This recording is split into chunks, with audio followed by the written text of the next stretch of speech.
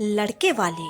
जैसा कि अभी तक आप सबने पढ़ा कि नरेश जी भुवेश जी के यहाँ अपने बड़े बेटे उमेश के लिए सुब्रह को देखने आए हुए हैं। सब कुछ अच्छा चल रहा था, पर अचानक से बन्नो बुआ के धमाके से घर में हलचल मच गई, क्योंकि लड़का उमेश नरेश जी वीना जी का सगा बेटा नहीं था। वह अनाथ था जिसे इन्होंने पाला था। लड़के पक्ष की इस बात पर सफाई सुनने के बाद दादा नारायण जी कहते हैं, हम 15 मिनट में आपस में बातचीत कर फैसला लेकर आते हैं, नहीं तो सबको राम राम। इधर उमेश और समीर की धड़कनें बढ़ी हुई हैं। अब आगे बन्नो बुआ कहती है, सब पीछे आंगन में चलो, वही फैसला हो गए हैं। ठीक है बन्नो। ए रे बबलू, मुझे पकड़। नारायण जी लाठी लिए हुए बबलू का सहारा ले आंगन में इकट्ठा होते हैं। तभी नारायण जी चारपाई पर बैठ जाते हैं और कहते हैं, सब लोग अपनी अपनी बात रखो, तुम लोगों की क्या राय है इस पर। तभी हमारी बड़बोली बुआ फिर बोली, 100 बात की एक बात बाबूजी, चाहे छोरे वाले कछु कहे, पर सौतेला बेटा तो सौतेला ही होवे। ब्याह तक तो कोई बदलाव ना आवे घर में, पर ब्याह होते ही दो आंख देखने लगे हैं। छोरे वाले इस छोरे को माए तो सही ना लागे ये रिश्ता। तभी बुआ की बात में अपनी बात रखते हुए सुब्रा के ताऊ जी बोले, वैसे बन्नो सही कह रही है, हम क्या जाने कि जे बड़े को जमीन जायदाद में कछु देंगे भी या ना। भाई साहब सही बोले, छोटा छोरा का नाम है समीर, वो तो बड़ा छिछोरा और बातूनी लागे है। लगता नहीं है उसका दीदा पढ़ाई में लगता होगा, उसकी नौकरी भी नहीं है अभी कोई। बड़ा छोरा फौजी है। छोरे वाले का मन पसीज जावे, कहीं जे देख कर सब कुछ छोटे छोरे के नाम कर देवे तो।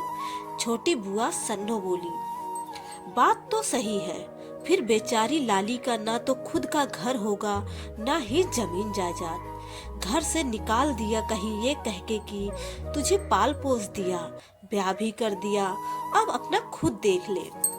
तब तो छोरा छोरी घर के रह जावे न घाट के।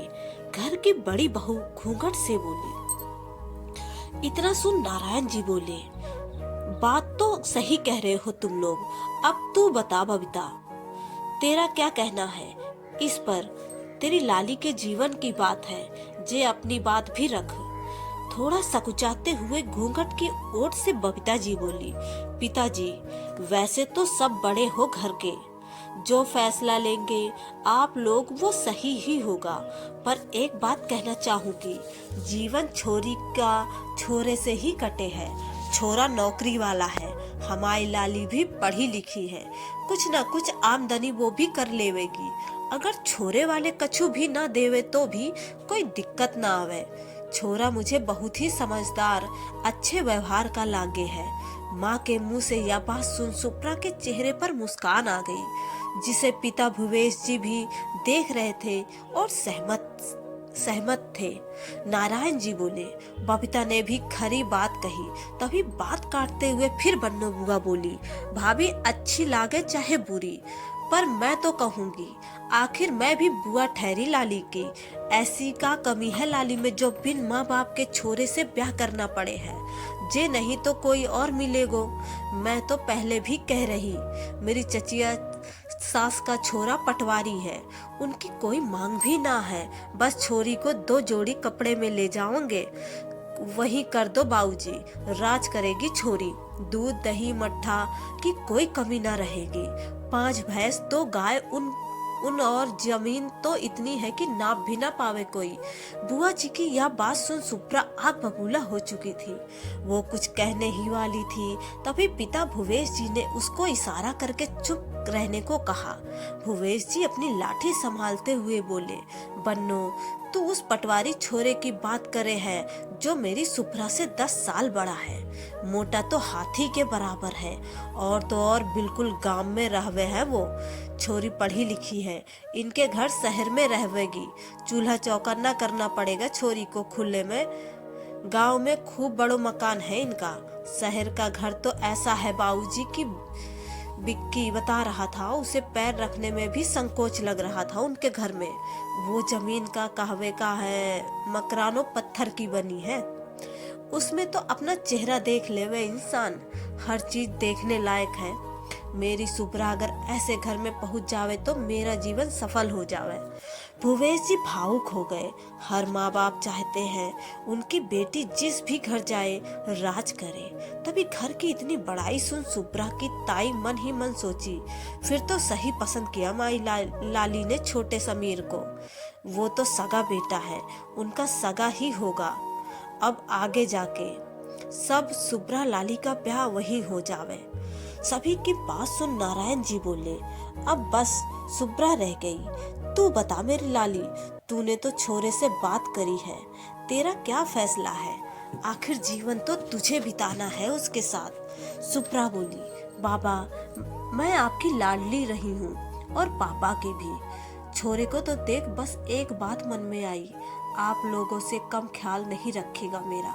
और कौन सा ये घर मकान मुझे अपने साथ ऊपर लेके जाना है। बस खुशी खुशी जीवन बीते, मैं अपने पैरों पर खड़ी हो जाऊंगी, फिर तो ऐसे 10 घर बनवा लूंगी। वाह, 100% की बात कही तूने लाली, जे होती है पढ़ी लिखी सोच। नारायण जी खुश होते हुए बोले। तभी फिर आई बन्नो बुआ बीच में, जे सब फिल्मन में ही अच्छा लाग गया है बाबूजी। रिश्तेदारी में कितनी नाक कट जाएगी जब सब जानेंगे कि एक बिन माँ बाप के अनाथ लड़के से शादी कर दी छोरी की, जिसकी जात पात माँ बाप का कछु नहीं पता। सब सोचेंगे कि क्या छोरी से कुछ ऊंच नीच हो गई जो ऐसे घर में जल्दी जल्दी ब्याह दिया।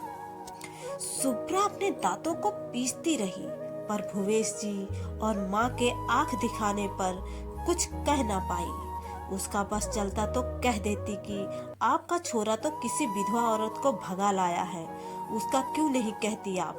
तभी नारायण जी बोले, ये बात तो मैंने सोची ही ना है, मैंने फैसला ले लिया है। अब ज्यादा बखत ना लेते हुए चलो बैठक में सब फैसला सुनाता हूँ। आगे की कहानी कल, तब तक के लिए जीवन का आनंद ले। राधे राधे।